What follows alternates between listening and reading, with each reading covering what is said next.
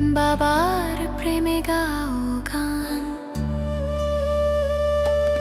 জ্ঞান রত্ন নাও তুলে, দুঃখ সব যাও ভুলে, এসো করি মন্থন, ছিড়বে মায়ার বন্ধন। ওম শান্তি। প্রিয় রুহানি ভাই বোনেরা, আজ ১৯ মার্চ ২০২৬-এর মধুর মুরলী মন্থনে আপনাদের অনেক অনেক স্বাগত। ওম শান্তি। আজ বাবা আমাদের অন্তরের তৃষ্ণা মিটিয়েছেন। একদম, আজকের মহাবাক্যগুলো এতটাই গভীর যে সেটা সরাসরি আত্মায় গিয়ে আঘাত করে। এটা তো শুধু একটা লাইন নয়, এটা বাবার চূড়ান্ত সত্য বচন। বাবা বলেছেন, মিষ্টি মিষ্টি সার্ভিসেবল বাচ্চারা এমন কোনো কাজ করবে না যাতে সার্ভিসে কোনো বিঘ্ন সৃষ্টি হয়। এই সার্ভিসেবল বা সেবাপ্রবণ বাচ্চাদের জন্য বাবার এই সতর্কবার্তা, এটা নিয়ে গভীরভাবে ভাবলে গায়ে কাঁটা দেয়।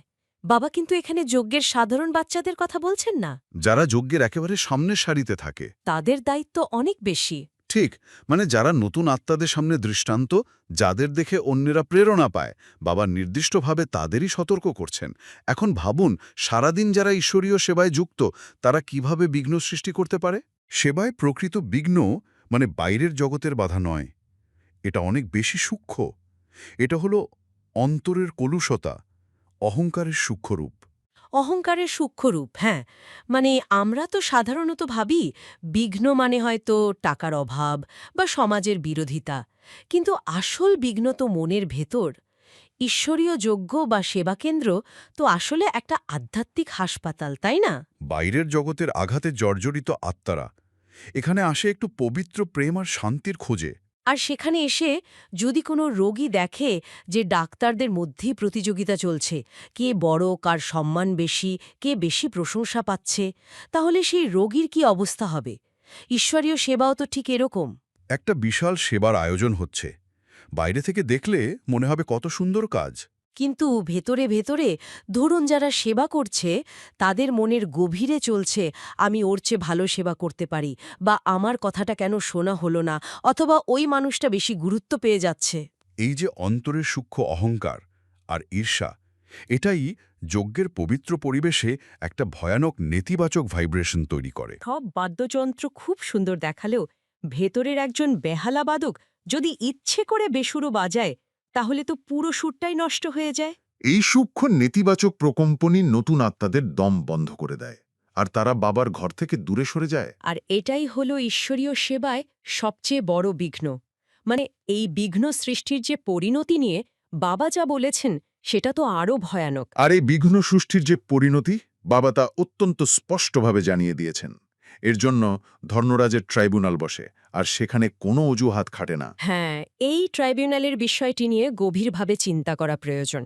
বাবা বলেছেন, যারা সেবায় বিঘ্ন সৃষ্টি করবে তাদের ১০০ গুণ বেশি সাজা ভোগ করতে হবে। কিন্তু কেন? পরমপিতা তো দয়ার সাগর, তাই না? এর পেছনের কারণটা হলো কর্মের গতি। ঠিক। একজন অজ্ঞানী মানুষ যখন পাপ করে, সে না জেনে করে, সে তো অন্ধকারের মধ্যে রয়েছে। কিন্তু একজন ব্রাহ্মণ সন্তান যে আলোর পথ দেখেছে, সে যখন জেনে বুঝে এমন করে, স্বয়ং ঈশ্বরের জ্ঞান পেয়েও যখন সেবার নামে নিজের অহংকার চরিতার্থ করে, তখন সে আসলে সরাসরি ভগবানের কাজে বাধা দেয়। একটা শিশু যখন না জেনে আগুনে হাত দেয়, আর একজন প্রাপ্তবয়স্ক মানুষ যখন জেনে বুঝে কারোর ঘরে আগুন লাগায়, দুটোর অপরাধ কখনই এক হতে পারে না। একজন ব্রাহ্মণ সন্তান যখন নিজের অহংকারের জন্য অনেকগুলো নতুন আত্মার ভাগ্য নষ্ট করে, তখন তার পাপের বোঝাও বহুগুণ বেড়ে যায়। আর ধর্মরাজের ট্রাইব্যুনাল কোনো সাধারণ আদালত নয়, এটা হলো পরম সত্যের সামনে আত্মার নিজের মুখোমুখি হওয়া।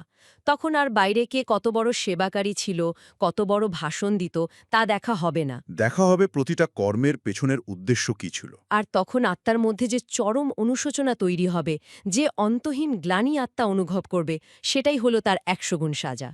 সেই অনুশোচনার তীব্র আগুন থেকে কেউই বাঁচতে পারবে না। বাবা আজ প্রশ্নটাও কত গভীর করেছেন।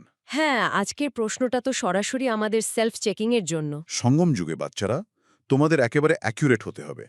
অ্যাকুরেট কারা হতে পারবে? যেন না হয় যারা শিব বাবা ব্যতীত অন্য কোনো কথায় যায় না আর প্রতিটি পদক্ষেপ শ্রীমত অনুসারে চলে, কোনো রকম গাফিলতি করে না, তারাই অ্যাকিউরেট হয়। অন্তরে এক আর বাইরে অন্যরকম। এই দ্বৈত রূপ নিয়ে পরম সত্যের কাছে পৌঁছানো কোনোভাবেই সম্ভব নয়। অসম্ভব।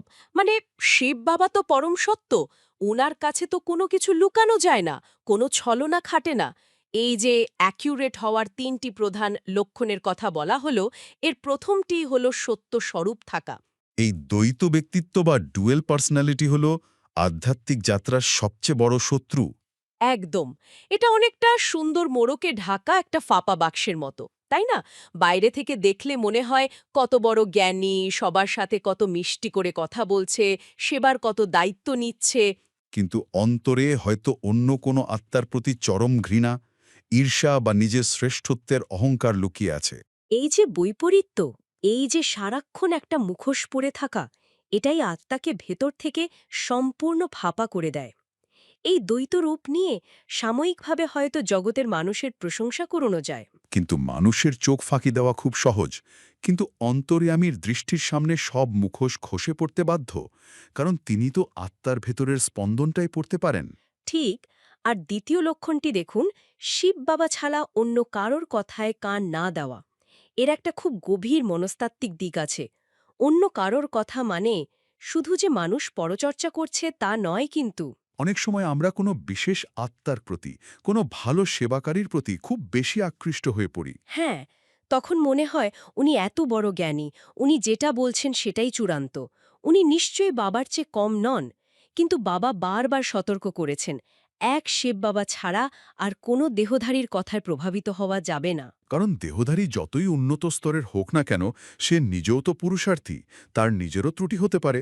কলিযুগের শেষে এসে তো প্রতিটি মানুষের বুদ্ধি এতটাই তমপ্রধান হয়ে গেছে যে নিজের মনমত বা অন্য কোনো মানুষের পরমতের উপর নির্ভর করা মানে একজন অন্ধের হাত ধরে রাস্তা পার হওয়ার চেষ্টা করা। দেহধারীর প্রতি আকর্ষণ বুদ্ধিকে সম্পূর্ণ পরাধীন করে দেয়। তখন পরম পিতার সাথে আত্মার সরাসরি যে যোগসূত্র, তা একেবারেই ছিন্ন হয়ে যায়। আর সেই যোগসূত্র ছিন্ন হলেই শুরু হয় তৃতীয় লক্ষণের অভাব, মানে শ্রীমতে গাফিলতি করা। অ্যাকিউরেট হওয়ার তৃতীয় শর্ত হল প্রতিটি পদক্ষেপ বাবার শ্রীমত অনুসারে চলা। প্রতিটি পদক্ষেপ। এটাকে বোঝার জন্য আমরা আধুনিক জিপিএস ন্যাভিগেশনের উদাহরণ নিতে পারি। অচেনা রাস্তায় জিপিএস মেনে চললে ঠিক গন্তব্যে পৌঁছানো যায়। কিন্তু জিপিএস একটা রাস্তা দেখানোর পরও যদি মনে হয় অন্য রাস্তাটা দেখতে বেশি ভালো লাগছে, একটু শর্টকাট নিই, তাহলেই গন্তব্য হারিয়ে যায়। মায়াও ঠিক এইভাবেই আমাদের বোকা বানায়। অনেক সময় মনে হয় আজকের দিনটা একটু মনমতে চলি, কাল থেকে আবার শ্রীমত মানব। অথবা এই ছোট ভুলটা করলে এমন কি আর হবে, বাবা তো দয়ালু। এই যে সামান্য ছাড় দেওয়ার মানসিকতা, এটাই হলো আধ্যাত্মিক জীবনের সবচেয়ে বড় গাফলতি। অ্যাকিউরেট হওয়ার অর্থ হল সকালে ওঠা থেকে শুরু করে রাতে ঘুমোনো পর্যন্ত প্রতিটি কর্ম শ্রীমতের নিক্তিতে মাপা থাকা। যখন অন্তরের সত্যতা, এক বাবার প্রতি পূর্ণ মনোযোগ এবং শ্রীমতের প্রতি অবিচল নিষ্ঠা এক বিন্দুতে মিলিত হয়, তখনই আত্মা যথার্থভাবে অ্যাকিউরেট হয়ে ওঠে। একদম চাই। আর এর পরের যে বিষয়টা বাবা বলেছেন, সেটা তো আরও অপূর্ব। বাবা যখন প্রেমিক আর প্রেমিকার উদাহরণ দিয়ে স্মরণের কথা বলেন, তখন বোঝা যায় উনি আমাদের কত স্নেহ করেন। এই আশিক আর মাসুক, মানে প্রেমিক আর প্রেমিকার রূপকটি বাবা এত নিখুঁতভাবে বিশ্লেষণ করেছেন, যা শুনলে সত্যিই রোমাঞ্চিত হতে হয়। ভক্তি মার্গে বা এই জড় দুনিয়াতে তো অন্যরকম দেখা যায়। প্রেমিক প্রেমিকাকে স্মরণ করে, আবার প্রেমিকাও প্রেমিককে স্মরণ করে, দুজনের মধ্যে সমানভাবে আকর্ষণ থাকে। হ্যাঁ, আর ভক্তি মার্গে মানুষ কাঁদে আর ভগবানকে বলে, হে ঈশ্বর, আমাকে স্মরণ রেখো, আমার দিকে একটু দৃষ্টি দিও। মানুষের ধারণা ভগবান হয়তো একটা খাতা নিয়ে বসে সবার নাম মনে রাখছেন। কিন্তু বাবা আজ এই আধ্যাত্মিক প্রেমের সম্পূর্ণ আলাদা একটা ব্যাকরণ তুলে ধরেছেন। বাবা হলেন পরম প্রিয়তম, অর্থাৎ মাসুক, আর আমরা আত্মারা হলাম আশিক বা প্রেমিকা। অনেক বাচ্চা খুব আদরে আবেগের বশবর্তী হয়ে বাবাকে বলে, বাবা তুমি আমাকে স্মরণ করো। শুনতে খুব মিষ্টি লাগলেও বাবা আজের পেছনের অযৌক্তিকতাটা খুব সুন্দরভাবে ধরিয়ে দিয়েছেন। হ্যাঁ, কারণ বাবা তো দয়ার সাগর হলেও আধ্যাত্মিক নিয়মটা সম্পূর্ণ বৈজ্ঞানিক। বাবা তো সদা পবিত্র, তার উপরে তো জন্মান্তরের কোনো পাপের বোঝা নেই।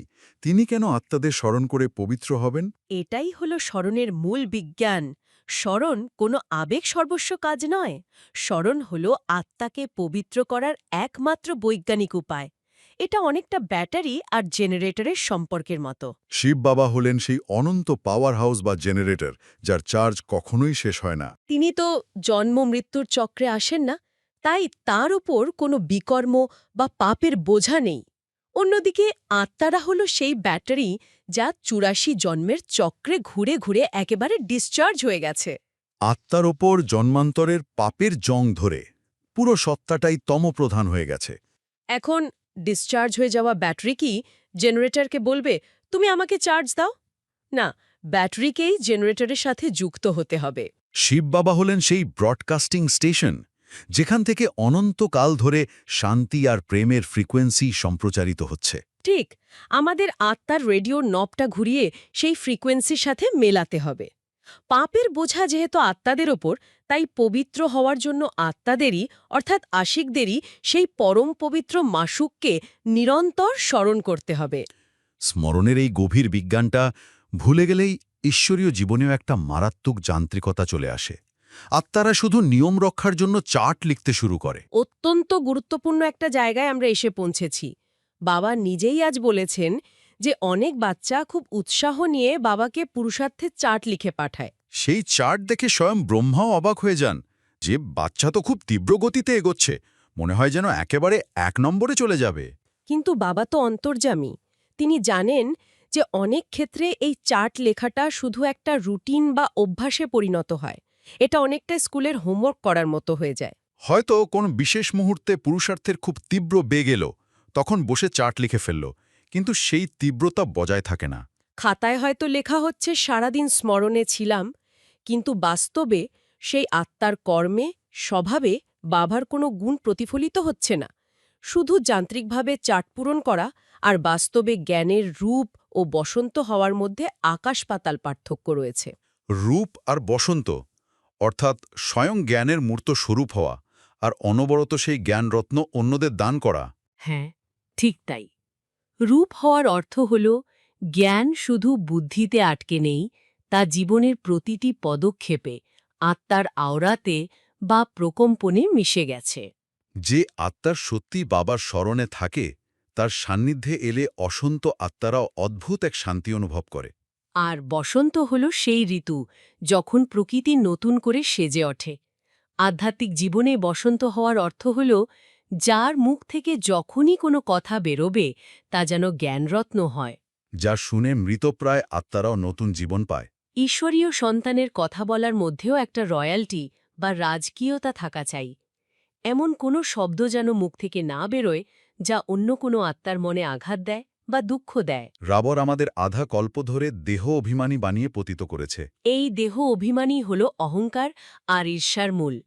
আর এখন বাবা আমাদের দেহী অভিমানী বানিয়ে পাবন করছেন। যে আত্মা প্রকৃত দেহী অভিমানী হবে, যে আত্মা সত্যিই বাবার স্মরণে থাকবে, তার স্বভাব হবে চরম মিষ্টি। তার দ্বারা কখনো কারো মনে কষ্ট হবে না, সে শুধু তোতা পাখির মতো জ্ঞান আওড়ে যাবে না। সে নিজের জীবনে সেই জ্ঞানকে ধারণ করে জীবন্ত উদাহরণ হয়ে উঠবে। জীবন্ত উদাহরণ। সত্যি এটা ভাবার বিষয়। একবার ভেবে দেখতে হবে, আমরা কি সত্যিই সেই লাইট হাউস হতে পেরেছি? আমাদের অন্তরের নীরবতা কি আজ কোনো অশান্ত আত্মাকে শান্তিধামের রাস্তা দেখাতে সক্ষম? নাকি আমরা শুধুই জ্ঞানের পণ্ডিত হয়ে বসে আছি? পরিস্থিতি যখন সামনে আসে, যখন কেউ অপমান করে, তখন কি আমাদের সেই অন্তরের রূপ আর বসন্তরূপ অটুট থাকে? নাকি ভেতরের সেই পুরনো অহংকার আর ক্রোধের আগ্নেয়গিরি ফেটে পড়ে? এই প্রশ্নটার উত্তর আমাদের নিজেদেরই খুঁজতে হবে, অন্তরের গভীরে গিয়ে। সত্যি, আত্মনিরীক্ষণের এক গভীর আয়না। মিষ্টি মিষ্টি হারানিধি বাচ্চাদের প্রতি মাতাপিতা বাপদাদা স্মরণের স্নেহ সুমন।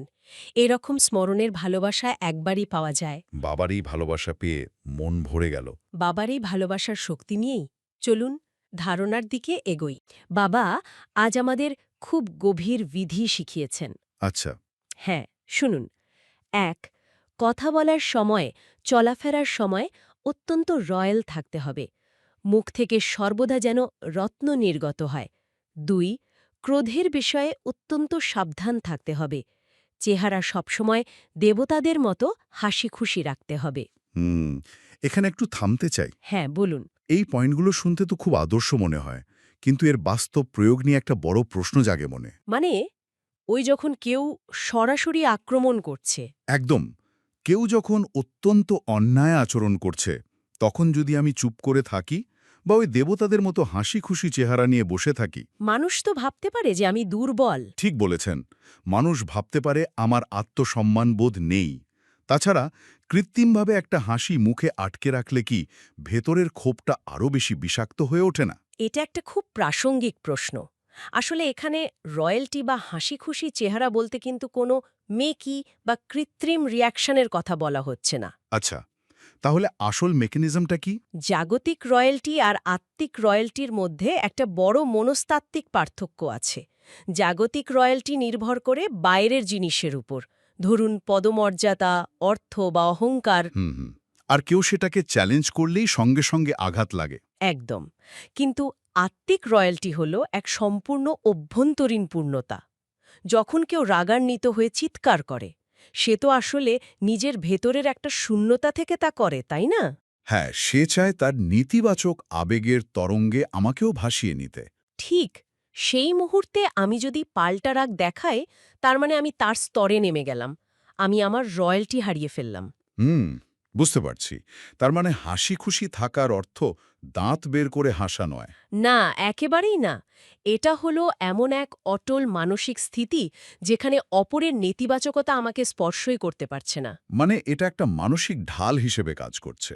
কিন্তু এই যে বলা হচ্ছে মুখ থেকে সর্বদা যেন রত্ন নির্গত হয়, চরম চাপের মুহূর্তে আমাদের অবচেতন মন তো আত্মরক্ষামূলক শব্দই ছুড়ে দেয়। হ্যাঁ, সেটা স্বাভাবিক বডি কনসিয়াসনেসে। কিন্তু যখন আমরা আত্মার স্তরে স্থিত থাকি, তখন উদ্দীপনা আর প্রতিক্রিয়ার মাঝখানে একটা ছোট্ট নীরব সময়ের সৃষ্টি হয়। আচ্ছা। ওই সময়টাতেই আমরা রিয়্যাক্ট না করে রেসপন্স করতে পারি।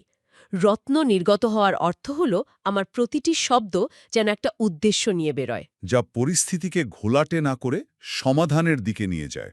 একদম তাই। এটা অহংকার থেকে আসা জ্ঞান বিতরণ নয়, বরং গভীর সহানুভূতি থেকে আসা শব্দ।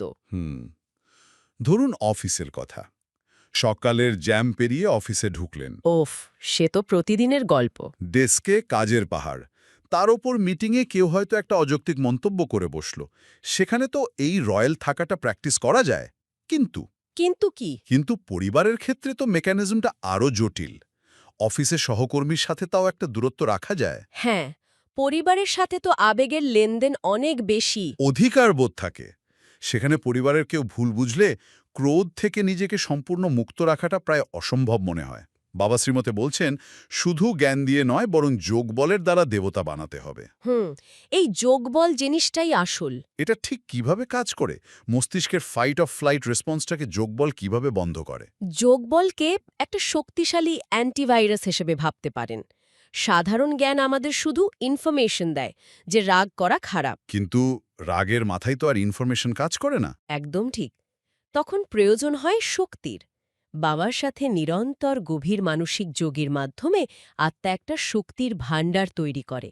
যখন পরিবারের কেউ অন্যায় আচরণ করে, তখন ওই যোগবল কাজ করা শুরু করে। হ্যাঁ, আমরা তখন ওই মানুষটির ক্রুদ্ধ চেহারাটা দেখি না। আমরা দেখি একটি বিকারগ্রস্ত আত্মাকে, যে নিজের স্বভাবের কাছে বন্দী। আর এই বোধ জাগ্রত হলেই ক্রোধের জায়গা নেয় করুণা। ঠিক তাই। আর করুণা থাকলে চেহারা তো প্রসন্ন থাকবেই। এই দৃষ্টিভঙ্গি পরিবর্তনের ব্যাপারটা আমাদের পরের পয়েন্টের সাথে খুব মিলে যায়। আচ্ছা, পরের পয়েন্টটা পড়ছি। পাওয়ারফুল দর্পণ দ্বারা সবাইকে নিজের সাক্ষাৎকার করানো। সাক্ষাৎকার, মূর্তিভব। এটা শুধু বরদান নয়, এটা বাবার দেওয়া একটা বড় দায়িত্ব। একদম। এই পাওয়ারফুল দর্পণ বা শক্তিশালী আয়নার রূপকটা খুব সুন্দর। কিন্তু এখানে আমার একটা খটকা আছে। কি খটকা? পদার্থবিজ্ঞানের নিয়মে একটা আয়না তো ঠিক সেটাই প্রতিফলিত করে যা তার সামনে থাকে। যদি একজন অত্যন্ত ক্রুদ্ধ মানুষ আমার সামনে এসে দাঁড়ায়, হ্যাঁ, আর আমি যদি আয়না হই, তবে তো তার নিজের সেই নেতিবাচক রূপটাই আমার মধ্যে প্রতিফলিত হওয়ার কথা। তাহলে সে নিজের আসল বা শুদ্ধ রূপের সাক্ষাৎকার কিভাবে পাবে? এটাই তো জাগতিক আয়না আর আত্মিক দর্পণের মধ্যে মূল পার্থক্য। জাগতিক আয়না বাইরের আবরণটা দেখায়, কিন্তু আত্মিক দর্পণ সেটা মানুষের উপরের বিকারের ধুলোটাকে ভেদ করে সরাসরি তার ভেতরের আসল সত্তাকে প্রতিফলিত করে। আচ্ছা, এটাকে কি আমরা রেজোনেন্স বা অনুনাদের বিজ্ঞানের সাথে তুলনা করতে পারি? হ্যাঁ, একদম। আপনি তো খুব সুন্দর একটা পয়েন্ট তুললেন। মানে যখন দুটি ভিন্ন কম্পাঙ্কের বস্তু কাছাকাছি আসে, তখন শক্তিশালী কম্পাঙ্কটি দুর্বলটিকে নিজের ছন্দে নিয়ে আসে। ঠিক। আমাদের মনরূপী দর্পণটি যদি সম্পূর্ণ শান্ত আর বাবার শক্তিতে চার্জ থাকে, তাহলে তার ভাইব্রেশন এতটাই শক্তিশালী হয় যে সামনে আসা অশান্ত মানুষটিও শান্ত হয়ে যায়। তার ভেতরে সুপ্ত পবিত্রতা জেগে ওঠে। তার মানে আমার নিজের ভেতর যদি কোনো বিরক্তি বা পূর্বধারণা থাকে, যেমন এই মানুষটা তো চিরকালই এমন, তাহলে কিন্তু দর্পণটি আর পাওয়ারফুল থাকল না। তখন তো আমি তার নেতিবাচকতাকেই গ্রহণ করছি। একদম। দর্পণের সবচেয়ে বড় বৈশিষ্ট্য হল সে কোনো কিছুকে আটকে রাখে না। অতীত স্মৃতি বা ভবিষ্যতের আশঙ্কা মনে না থাকলেই তা প্রকৃত পাওয়ারফুল দর্পণ। আর বাপদাদা এটিকেই বাস্তবিক সেবা বলেছেন, তাই না? হ্যাঁ, রিয়েল সার্ভিস। কারণ এখানে কোনো লম্বা বক্তৃতার দরকার হয় না, শব্দ তো অনেক সময় ইগোতে আঘাত করে, বিতর্ক তৈরি করে। কিন্তু নীরব পবিত্র ভাইব্রেশন সরাসরি আত্মার গভীরে প্রবেশ করে। বাস্তবে এর প্রয়োগটা ভাবলে গায়ে কাটা দেয়। ধরুন একটা চরম বিষাক্ত কাজের পরিবেশ, সবাই সবার সমালোচনা করছে। সেখানে দাঁড়িয়ে নিজেকে এই পাওয়ারফুল দর্পণ হিসেবে বজায় রাখাটা একটা বিশাল তপস্যা। কেউ হয়তো আমাকে অপমান করতেই এলো, কিন্তু আমার শান্ত উপস্থিতি অনুভব করে সে ভুলেই গেল সে কি বলতে এসেছিল। তার ভেতরের ঐশ্বরিক সত্তাটা মুহূর্তের জন্য হলেও জেগে উঠল। এটাই হলো সত্যিকারের সাক্ষাৎ মূর্তি হওয়া। কিন্তু এর জন্য তো জাগতিক পরিচয়ের খোলস থেকে সম্পূর্ণ মুক্ত হতে হবে। আর সেটার জন্যেই তো আজকের স্লোগান, শিক্ষাসমূহকে স্বরূপে নিয়ে আসা আত্মারাই হল জ্ঞানস্বরূপ, প্রেমস্বরূপ আত্মা। আচ্ছা, আর অব্যক্ত ইশারা হল বিজয়ের সামনে সমস্যা কোনো জিনিসই নয়। তখন সেই সমস্যা ফিল হবে না, খেলা ফিল হবে। আজ বাবা বলেছেন যে শিক্ষাকে স্বরূপে নিয়ে আসতে হবে, মানে শুধু জ্ঞান শোনা যথেষ্ট নয়। কিন্তু এই স্বরূপে নিয়ে আসা প্রক্রিয়াটা বাস্তবে কিভাবে ঘটে? আমরা তো অনেক কিছুই জানি, শান্ত থাকতে হবে, পবিত্র থাকতে হবে, কিন্তু জানা আর হয়ে ওঠার মধ্যে তো একটা বড় ব্যবধান আছে। সেই ব্যবধানটা পার হওয়ার উপায় কি? একটা খুব সাধারণ উদাহরণ দিই। ধরুন কেউ যখন নতুন গাড়ি চালানো শেখে, সে প্রতিটি নিয়ম মাথায় রাখে, হ্যাঁ, অনেক মনোযোগ দিতে হয় তখন। কিন্তু 10 বছর চালানোর পর তাকে আর গিয়ার বদলানোর কথা ভাবতে হয় না। গাড়ি চালানোটা তার স্বরূপে চলে আসে। অবলীলায় কথা বলতে বলতে গাড়ি চালায়। বাবার শ্রীমতের ক্ষেত্রেও তাই। প্রথমে জ্ঞানটা শুধু বুদ্ধিতে থাকে, তারপর নিরন্তর অভ্যাসের মাধ্যমে, বারবার পড়ে গিয়েও উঠে দাঁড়ানোর মাধ্যমে সেটা সংস্কারে পরিণত হয়। তখন আর সংকটের মুহূর্তে আমাকে মনে করতে হয় না যে শান্ত থাকতে হবে। একদম, তখন আপনি স্বভাবতই শান্ত থাকেন। আর এই স্বরূপ হওয়ার যাত্রায় ওই অব্যক্ত ইশারাটি খুব বড় একটা চাবিকাঠি। ওই যে সমস্যাকে খেলা হিসেবে অনুভব করা। হ্যাঁ, কিন্তু আমি এখানে একটু গভীরে গিয়ে চ্যালেঞ্জ করতে চাই।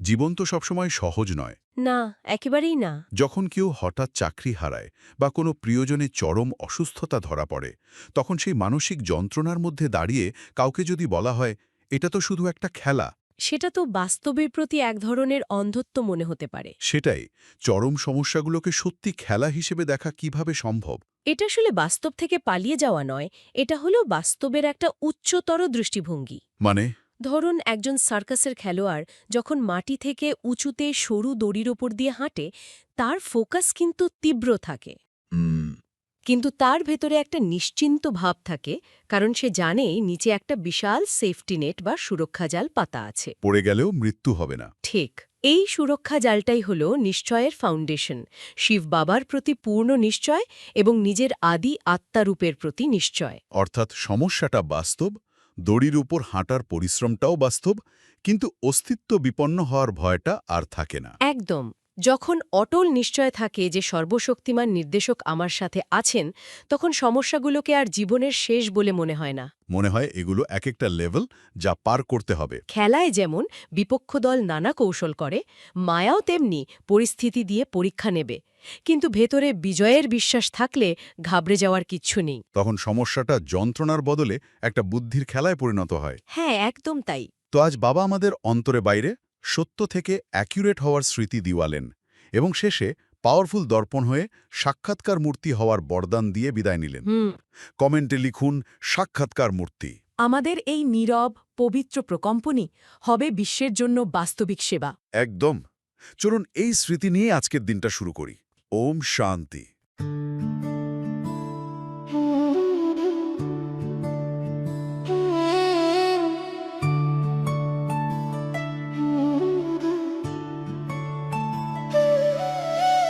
মধুবনে বাজে বাঁশি, বাবা তোমায় ভালোবাসি। মুরলি শুনে জুড়ায় প্রাণ, বাবার প্রেমে গাও গান। জ্ঞান রত্ন নাও তুলে, দুঃখ সব যাও ভুলে, এসো করি মন্থন, ছিড়বে মায়ার বন্ধন।